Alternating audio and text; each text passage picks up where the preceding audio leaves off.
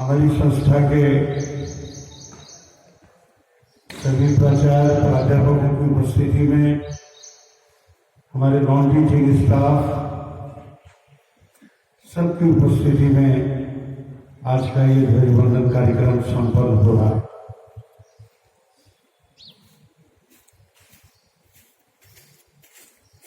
अगस्त की तारीख आते ही हम लोग इतिहास के पन्ने पलटने शुरू कर देते हैं, क्योंकि आज की तारीख हमारे गौरवशाली इतिहास से जुड़ी हुई है। 75 वर्ष के पूर्व इस देश ने सैकड़ों वर्षों तक आजादी की सुबह देखी थी। मैं हमेशा कहता हूं कि दुनिया में, विश्व में कोई भी देश, कोई भी समाज, कोई भी संस्कृति इतने वर्षों तक गुलामी की यात्रा में नहीं रही जो हमारा देश भारतवर्ष इतने वर्षों तक रहा। करीब 1500-1600 साल की गुलामी कोई छोटा अरसा नहीं होता। अगर हम हिसाब लगाएंगे तो हमारी कम से कम 200-300 पीढ़ियां और उससे ज्यादा ही होगा। उतनी जनरेशंस, उतने हमारे ग्रैंडफादर्स, उतने हमारे पूर्वज गुलामी के अंदर है। आजादी क्या है उनको नहीं मालूम, पूरा जीवन उनके खत्म हो गया। हम लोग तो ठीक है, अभी मेरी उम्र और आजादी की उम्र एक साथ आगे चल रही, एक साथ बढ़ रही। पर जो लोग हमारी पुरानी पीढ़ियां थी, पूर्वज थे, जिनका डीएनए है हमारे में, जिसकी हम लोग संतान हैं, उन लोगों की क्या हालत हुई होगी। ये आज गुलामी शब्द से हम लोग इतनी, कोई गुलामी कहे तो सुनने के बाद हमको कैसा तो भी फील होता, रिएक्ट होते हैं हम लोग। स्लेवरी वर्ड से रिएक्शन होता। डिसिप्लिन की भी कोई बात करे, कई बार हम लोग उसमें भी रिएक्ट होते। लेकिन जिन्होंने सही में हमारे पूर्वजों ने गुलामी काटी, वो इतिहास में दूसरी मिसाल नहीं है। लेकिन ये सब होने के बावजूद दुनिया के बहुत से देश गुलामी में थे। 2/3 क्या पूरा विश्व समझो 90% लोग कभी न कभी गुलामी में रहे। और जो भी उनके ऊपर राज्य करता था, वो उस देश को पूरा उसकी संस्कृति, धर्म, कल्चर मिटा देता था। मुस्लिम शासकों ने जिन देशों पर राज्य किए, क्रिश्चियन शासकों ने जिन देशों पर राज्य किए, वो पूरे देश के देश क्रिश्चियन हो गए। पूरे देश 100% मुस्लिम हो गए। हिंदुस्तान का आज भी वर्ल्ड के जो सोशल थिंकर्स है, पॉलिटिकल थिंकर्स है, वो आज भी इस बात पे बड़े आश्चर्य के साथ खोज करते हैं कि एक ऐसा देश है जो 1500-1600 साल गुलामी में रहा और इसका धर्म भी टिका हुआ है। 1600 साल में इसके लोगों की संस्कृति टिकी है। आज भी हिंदुस्तान में करीब 100 करोड़ हिंदू हैं, तो इनकी संख्या भी टिकी हुई, इनका धर्म भी टिका हुआ है, इनकी मान्यताएं भी टिकी है, इनकी संस्कृति भी टिकी है, इनके रिलीजियस ग्रंथ भी टिके हुए, इनके तीर्थ स्थान भी टिके हैं, इनके मंदिर टिके हुए। हजारों साल तक ये किस तरह अपनी गुलामी में तो रहे, लेकिन अपनी संस्कृति को बचा के रखा। ये हमारी जो इंटरनल स्ट्रेंथ ये हमारी जो आंतरिक ताकत है, इसको विश्व के जो प्रबुद्ध लोग हैं, विचारक हैं, थिंकर्स हैं, वो इंडियन पब्लिक को सैल्यूट करते हैं कि इस देश की एक अजीब ताकत इस देश में पैदा हुई, जिसपे आज भी वो लोग रिसर्च और उसके ऊपर में खोज करते हैं। हमारे 15 अगस्त का दिन इतने सालों की गुलामी को काट के आया। पहले तो ये 15 अगस्त तारीख हुई जब आजादी मिल रही थी, तो कुछ पंडितों ने कहा कि इसका मुहूर्त ठीक नहीं, ये तारीख गलत चुनी जा रही है। कई बनारस के ज्योतिषी, कई जो ज्योतिष शास्त्र के जानकार लोगों ने सलाह दी कि ये तारीख गलत अगर हो जाएगी तो इस देश में आगे चल के अगर इसका जन्म गलत तारीख पर होगा, क्योंकि आजादी ये देश का नया जन्म है, बर्थ है। तो अगर जन्म का समय गलत हो गया, तारीख गलत हो गई, तो इसका जिनका विश्वास है चीजों में, उन लोगों ने इसके ऊपर सचेत किया सरकार को। इसलिए फिर 14 तारीख को रात के 12 बजे देश को आजादी देने का समय तय हुआ। पंडित जवाहरलाल नेहरू ने रात के 12 बजे पाकिस्तान को 14 अगस्त को दिन में आजाद हो गया। हम 12 बजे के बाद वो तारीख बदलती है, तो हमारा रात के 12 बजे ये देश आजाद हुआ। और नेहरू जी का भाषण आज भी लोगों के कान में गूंजता है। पूरा विश्व सो रहा है और भारत आज जाग रहा है। भारत आज अपनी नींद से बाहर आया है। जवाहरलाल नेहरू के जो पहले आजादी का जो भाषण था, वो आज भी लोगों को याद दिलाता है कि किन परिस्थितियों में हिंदुस्तान को आजादी मिली। बातें करना आसान है, 1500 साल के गुलाम देश को खड़ा करना है। कोई भी आ जाए, कोई जादू की डंडी नहीं है कि देश 1500 साल लोगों ने यहाँ से हीरे जवाहरात देके गए, सब लूट के ले गए। यहाँ के जो ग्रामीण उद्योग थे, कुटीर उद्योग थे, अच्छे अच्छे कलाकार थे देश में, रेशम के काम होते थे, कढ़ाई के काम होते थे, पूरी दुनिया में यहाँ से मसाले जाते थे। गरम मसाले का हमारा देश सबसे बड़ा मार्केट था। उस देश की जो 1500 साल में उन लोगों ने हालत बनाई, उसके बाद उसको खड़ा करना। यहां से विदर्भ से कब कॉटन ले जाते थे अंग्रेज, और मैनचेस्टर से कपड़ा बना के लाते, और ये विदर्भ के लोग मैनचेस्टर का कपड़ा अपने कॉटन का कपड़ा खरीदते। यहां मिल नहीं डालने देते, कपड़ा वहां से आता। गांधी ने जो खादी की बात की हुई थी, लेकिन मैनचेस्टर से कपड़ा है, तब उसने कहा कि यहीं पे हम लोग सूट काटेंगे और यही कपड़ा बनाएंगे। वो एक मूवमेंट थी। तो 1500 साल का जिसकी कमर तोड़ दी जाए, पूरे देश को यहां से पूरा निचोड़ के वो लेके जाए। तो बीच में एक न्यूज पढ़ रहा था मैं, कोई जहाज डूबा हुआ मिला, कोई शिप डूब गया था। आजादी के पहले कोई शिप यहां से निकला और वो शिप समुद्र में लंदन जा रहा था, समुद्र में डूब गया। और वो अब जाके 60-70 साल के बाद वो शिप कहीं नीचे से उसका उस शिप की कोई अवशेष या वो खोज हुई, तो वो शिप मिला। और उस शिप में हजारों टन चांदी से वो भरा हुआ शिप था, हजारों टन।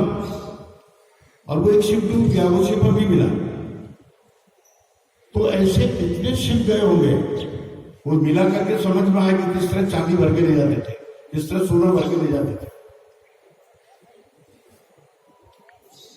एजुकेशन में हमारी नालंदा विश्वविद्यालय, हमारा तक्षशिला, पूरे वर्ल्ड के स्कॉलर आते थे इंडिया में पढ़ने के लिए। कई हमारे इन्वेंशंस जो हैं वो कोई छोटे मोटे इन्वेंशंस नहीं है। लोग किसानों की आत्महत्या की बात करते हैं, विदर्भ में खास करके बात होती, पूरे देश में होती। सोचने वाली बात यह है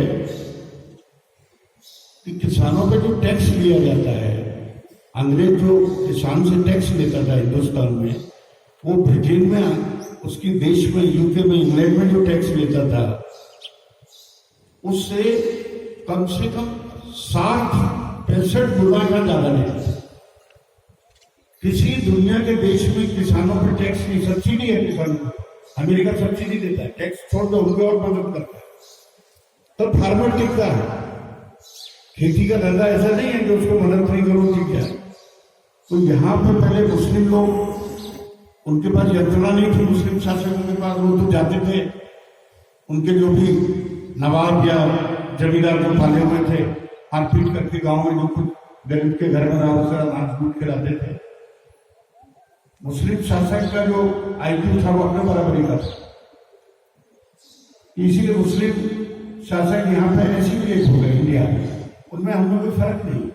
उनके कपड़ों में, उनके खाने में, उनकी चीज में वो मिल गए हमारे साथ, उनका आईक्यू लेवल भी हमारे जैसे। पर अंग्रेज का आईक्यू लेवल अलग था, अंग्रेज हमसे सुपर था। वो यहाँ आया नहीं, उसने यहाँ कोई ताजमहल या लाल किला खड़ा नहीं किया, उसने कोई इमारत, पार्लियामेंट हाउस और गवर्नमेंट की इमारतें छोड़ दी, जो वाइसराय कि खुद के लिए राष्ट्रपति भवन बनाया है, खुद के लिए सर्किट हाउस पूरे देश में बनाया, खुद के लिए रेलवे रेवेन्यू कलेक्शन के लिए बनाई या टेलीफोन यंत्रणा बनाई उसकी वर्किंग करने के लिए। पर अंग्रेज ने कलेक्टर, पटवारी, तहसीलदार, एसडीओ जो लंदन का सेटअप था वो पूरा इंडिया में था, और वो रेवेन्यू कलेक्ट करता था। तो उसने किसानों को जो रेवेन्यू कलेक्ट किया 200 साल में, उससे पूरा किसान टूट गया। अभी कोई भी गवर्नमेंट आता है, बीजेपी आए, कांग्रेस आए और कोई समाजवादी आए, किसी भी पार्टी की सरकार है, वो 1500 साल की जो, और खास करके अंग्रेजों के जमाने में जो कमर तोड़ी गई किसानों की, नए सिरे से जब तक पूरी फार्मर्स पॉलिसी फ्रेम नहीं होगी तब तक उसको हम खड़ा नहीं कर सकते। हम उसको फिर से फार्मर्स को अपने इस पर नहीं ला सकते। फिर भी ये देश नेहरू के नेतृत्व में खड़ा हुआ, बड़े बड़े स्टील फैक्ट्रीज लगी, भिलाई हो, राउरकेला हो, बड़े बड़े उद्योग लगे, पूरे जहां सुई भी नहीं बनती थी 47 के पहले, और उसके बाद में पूरा ट्रांसफॉर्म हुआ ये देश 70 साल में। आप सब जानकार हो गए, मुझे रिपीट करने की जरूरत नहीं। हम लोग हर क्षेत्र के अंदर बहुत तेजी से आगे बढ़ गए, और आज दुनिया के जो भी 7, 8, 10 बड़े देश हैं, उन देशों में इंडिया काउंट होता है। इंडिया ने कभी जगह बने, IITs बने, IIMs बने, ये सब नेहरू के टाइम में बने। बड़े बड़े एम्स हॉस्पिटल्स बने, ये जवाहरलाल नेहरू ने एक विजन रखे, टेक्निकल इंस्टीट्यूट्स बने। अब एक वसंतदाता पाटिल जैसा आदमी जो तीसरी 5वीं नहीं था, उसने कहा हमारे बच्चे कर्नाटक जाते हैं प्राइवेट इंजीनियरिंग कॉलेजेस में, और वहां बच्चों को वहां का खाना सूट नहीं होता, महाराष्ट्र के बच्चों को साउथ में, हमारे फैमिली से वो लोग दूर रहते हैं, उनको खान पान, लैंग्वेज वहां की समझ में नहीं आती। कर्नाटक के पायनियर था प्राइवेट इंजीनियरिंग कॉलेज का। तो दादा पाटिल जैसा आदमी जिसको एजुकेशन नहीं, जो मेट्रिकुलेट है, उस व्यक्ति ने सीएम रहते हुए कहा कि महाराष्ट्र में इंजीनियरिंग कॉलेज शुरू करो। आपको ताज्जुब होगा, मैं एमएलए था उस टाइम। ये जो कॉलेज शुरू हुए तो ये संस्था बनने की थी, लोग मानते हो। दादा पाटिल ने मुझे बुलाया कि मैं, आप, बनवारीलाल पुरोहित जी, भगवान जी, 3-4 जो हम एमएलए थे, आप लोग अपने लेटर हेड पे लिखो आपको कॉलेज चाहिए, मैं इसको मंजूरी देता हूँ। एक लेटर है, AICT थी नहीं, AICT बाद में बनी। AICT के पहले 83 में, 83 के भी पहले तो ये कॉलेजेस हम लोगों के पेपर्स लिख के ऊपर उन्होंने दे दिए। और इस महाराष्ट्र में इंजीनियरिंग कॉलेजेस की, टेक्निकल इंस्टीट्यूट्स की आज हम तमिलनाडु, आंध्रा, कर्नाटका करीब करीब उनके बराबरी में आके खड़े। लेट शुरू हुए लेकिन आज बराबरी में खड़े। हमारे यहाँ जो इंस्टीट्यूशंस हैं उनके बराबरी में, संख्या हमारी उनसे कम नहीं है। एक दो स्टेट से आगे पीछे है लेकिन सब बराबरी में। आंध्रा, तमिलनाडु, कर्नाटका, महाराष्ट्र ये सब एक लाइन में। तो एक विजन होती है। आज इंजीनियरिंग कॉलेजेस खुले तो आप हजारों विद्यार्थी, हमें हिसाब लगाना था कि पिछले अपनी संस्था को करीब मेरे हिसाब से 27-28 साल के ऊपर होगा या 30 साल होगा, 30 ईयर्स हो, 90 में शुरू हुआ तो 30 ईयर्स से भी ज्यादा हुआ। 30 साल में आप लोगों ने कितने बच्चे पढ़ा के भेजे होंगे? मैं जब गाड़ी में बैठ के आ रहा था सोच रहा था कि इस संस्था के इंजीनियरिंग कॉलेजेस में कितने बच्चे पढ़ाए होंगे, कितने फार्मेसी के बच्चे पढ़ाए होंगे, कितने आर्किटेक्ट के बच्चे पढ़ाए होंगे। हर साल जो बच्चे जा रहे हैं, ये हिंदुस्तान के कितने यूथ को इंजीनियर बना के यहाँ से भेजा है। और जो टीचर्स बैठे हैं, उद्योगों की हालत हमको मालूम है, कुछ पड़ा हुआ है, इंग्लैंड की क्या हालत है, अपन लोग आते जाते देखते सब वक्त पड़े हुए। और लोगों को भी एम्प्लॉयमेंट मिला, पढ़ा लिखे आदमी को कोई दूसरे शहर में जाने की जरूरत नहीं, उसके ट्रांसफर का इश्यू नहीं, इंडस्ट्री में उसको वो यूज करते हैं, जब जरूरत नहीं उसको हटा देते हैं। इंडस्ट्री वाला तो बहुत अलग स्टाइल में अपने एम्प्लॉयज के साथ रहता है। तो आज ये कॉलेजेस जो खड़े हुए हैं उनसे स्टूडेंट्स एम्प्लॉयमेंट जनरेशन, और ये चीजें ऐसी है कि बिल्डिंग मेरी उम्र और मेरे बेटे की उम्र भी निकल जाएगी तो ये बिल्डिंग खड़ी रहेगी। और ये बिल्डिंग कोई जेब में डाल के लेके नहीं जाएगा, ये सोसाइटी के लिए, ये समाज के लिए खड़ी है बिल्डिंग। 100 साल खड़ी है, फिर से रिपेयर हो जाएगी, फिर खड़ी है। आज इसका कॉलेज की बिल्डिंग कितने सालों से खड़ी है, SFS कॉलेज हम देखते कितने सालों से खड़ा। जनरेशन बदल जाएगी, फिर ये प्रिपरेशनी कॉलेज की बिल्डिंग है और ये कैंपस, ये पेड़ जो लगा रहे हैं, आज छोटे पेड़ दिखेंगे, 10-20 साल के बाद जब पीपल और नीम के बड़े दिखेंगे तो ताज्जुब होगा कि भैया किस आदमी ने विजन से यहाँ एक इंच इंच के ऊपर में जो पेड़ लगाए, ऑक्सीजन का ये पूरा जो सोर्स है डेवलप किया है। तो ये आने वाली जनरेशन के लिए चीज खड़ी होती है। कोई भी चीज मैं लगाऊंगा और मेरे को उसका टेस्ट मिलेगा, ऐसा नहीं होता। आने वाले लोगों के लिए विजन रख के आदमी को करना पड़ेगा।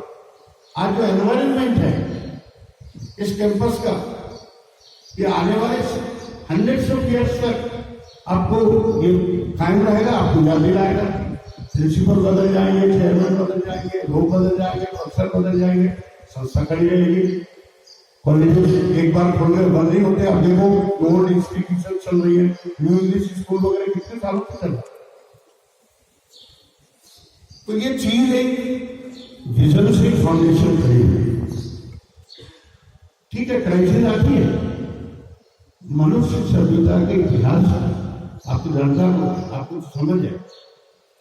मानव सभ्यता के इतिहास में आज तक, मैं तो इतिहास का विद्यार्थी हूं, ऐसी महामारी कभी आई नहीं। ह्यूमन सिविलाइजेशन के हिस्ट्री से आज तक जिस बीमारी का स्टार्ट भी किसी को मालूम और एंड किसी को मालूम नहीं। अभी हमने वैक्सीन लगवाई, कोई दुनिया का आदमी बता दे मेरी वैक्सीन कितने दिन तक वैलिड है, नहीं बता सकता। आज किसी को पूछो भैया मैंने 2 वैक्सीन लगाई है, अब अगली कब लगाऊंगा, भैया मालूम नहीं है। आप पे एक्सपेरिमेंट हो रहा है, आपकी कब तक एंटीबॉडी रहेगी बाद में हम डिसाइड करेंगे, साल भर के बाद फिर आपको बताइए।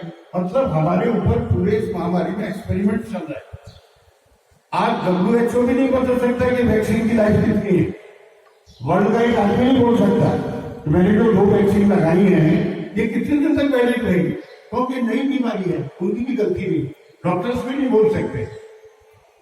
कई दवाइयों के एक्सपेरिमेंट किए, वो पहले आया इनको क्या वो उसका नाम भी मैं नहीं बराबर बोल पाता, वो कौन सा इंजेक्शन था, रेमडेसिविर का था।